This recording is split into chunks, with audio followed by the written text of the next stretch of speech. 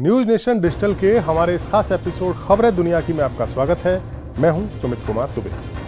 जुलाई महीने के आखिर में ईरान की राजधानी तेहरान में हमास के पॉलिटिकल चीफ इस्माइल हानिया और लेबनान में हिजबुल्लाह के टॉप कमांडर्स में से एक फाउद शुक्र की हत्याओं के बाद मिडिल ईस्ट में जिस एक्शन का इंतजार किया जा रहा था या पूरी दुनिया जिस एक्शन का इंतजार कर रही थी वो शुरू हो गया है। और आपको जानकर ये ताज्जुब होगा कि इजराइल से बदला लेने की कसम तो ईरान और हिजबुल्लाह ने खाई थी, लेकिन एक्शन शुरू किया है इजराइल ने और जवाब दिया है हिजबुल्लाह ने। खाड़ी से जो ताज़ा खबरें आ रही हैं उनके मुताबिक इजराइल ने हिजबुल्लाह के हमले की आशंका जताने के बाद प्रीएम्प्टिव एक्शन लेते हुए हिजबुल्लाह के गढ़ लेबनान में हमला बोल दिया है। लेबनानी मीडिया रिपोर्ट्स के मुताबिक साउथ लेबनान में 40 हमले हुए हैं। इजरायली डिफेंस फोर्सेस के प्रवक्ता रियर एडमिरल डेनियल हगारी ने बताया है कि इजराइल पर हिजबुल्लाह जो है इजराइल पर हमले की तैयारी कर रहा था। इसके बाद हिजबुल्लाह के ठिकानों को निशाना बनाकर रविवार सुबह लेबनान में इजराइल ने हवाई हमले किए। 100 से ज़्यादा फाइटर जेट्स इस हमले में इस्तेमाल किए गए।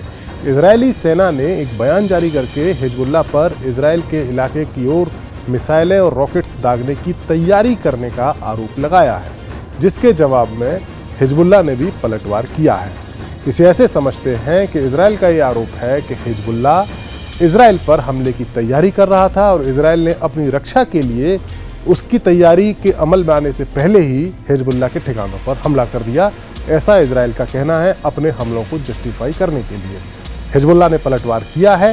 हिजबुल्लाह ने इजराइल पर एक बड़ा रॉकेट बैराज हमला किया है। हिजबुल्लाह ने 300 से ज़्यादा रॉकेट्स इजराइल पर दागे हैं।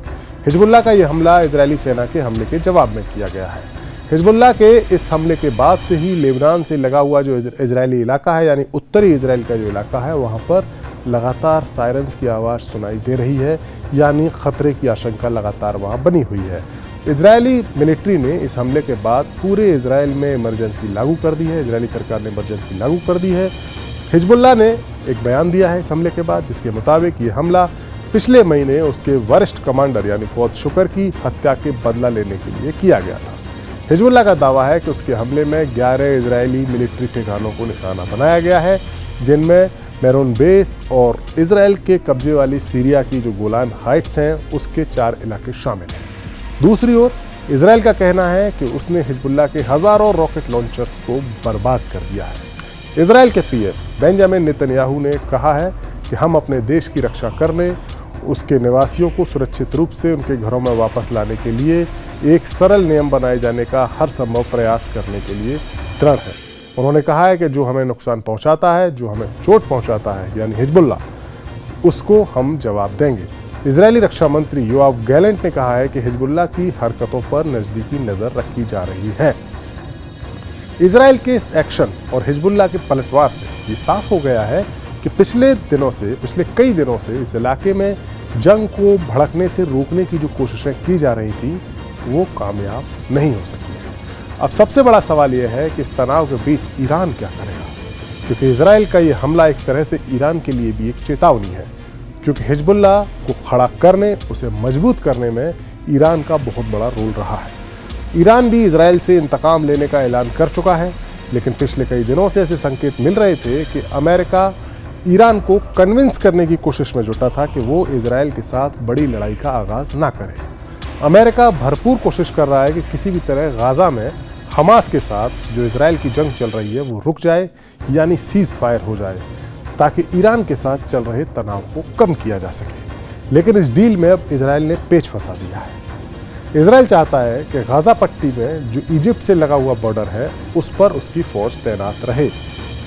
आप इसको ऐसे समझिए कि जो गाज़ा पट्टी का इलाका है वो 3 तरफ से इजराइल से घिरा हुआ है, बस उसका एक बॉर्डर है, पश्चिमी बॉर्डर, वो इजिप्ट से लगा हुआ है। बाकी 3 तरफ के बॉर्डर, 2 तरफ समुद्र है, बाकी एक तरफ समुद्र है और बाकी 2 तरफ इजराइल है। सिर्फ एक बॉर्डर है जो कि इजिप्ट से लगा हुआ है और इजराइल चाहता है कि उसकी फौज अब इजिप्ट और गाज़ा के बीच में तैनात रहे, जबकि हमास सीज़ फायर के तहत गाज़ा से इजरायली फौज की कंप्लीट वापसी चाहता है।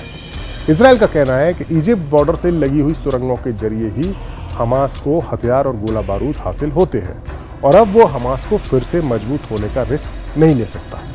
जाहिर सी बात है, इजराइल की शर्त पर हमास राजी नहीं होगा और इजराइल की शर्त ने या इजराइल की जिद ने सीज फायर की संभावना को भी ठंडे बस्ते में डाल दिया है। अब ईरान के आगे दुविधा आकर खड़ी हो गई है, क्योंकि अगर वो इजराइल से बदला लेने के लिए कोई बड़ा एक्शन लेता है तो इजराइल उस पर ऐसा ही हमला कर सकता है जैसा उसने हिजबुल्लाह पर किया है, और अगर ऐसा हुआ तो फिर ईरान को और तगड़ा जवाब देना होगा और फिर एक ऑल आउट वॉर छिड़ जाएगी, जिसमें इजराइल को बचाने के लिए अमेरिका ने अपनी पुख्ता तैयारी कर रखी है। यूएस नेवी ने भूमध्य सागर और उसके आसपास करीब 34 जंगी जहाज तैनात किए हैं। एक तरह से कहा जा सके तो अमेरिका ने अपनी नेवी का 30% ताकत इसी इलाके में झोंकी हुई है।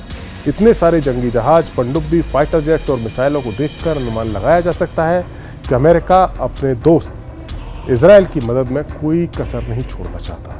Career strike group Abraham Lincoln भूमध्य सागर में ऑलमोस्ट पहुंच चुका है। परमाणु मिसाइलों से लैस पनडुब्बी यूएसएस जॉर्जिया भूमध्य सागर में पहुंच चुकी है।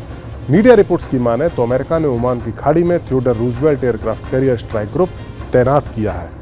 यानी इस वक्त ईरान के चारों ओर अमेरिका के दो कैरियर स्ट्राइक ग्रुप यानी विमान वाहक पोत तैनात हैं।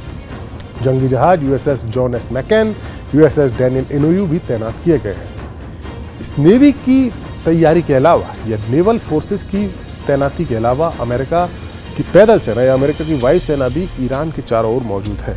खाड़ी के कई देशों में अमेरिका के कई फौजी अड्डे हैं जहां पर उसके हजारों सैनिक तैनात रहते हैं, हर वक्त युद्ध के लिए तैयार रहते हैं। जाहिर है इजराइल लेबनान वॉर और हिजबुल्लाह के पलटवार ने खाड़ी में हालात बेहद खतरनाक बना दिए हैं और एक छोटी सी चिंगारी एक बड़ी आग को हवा दे सकती है।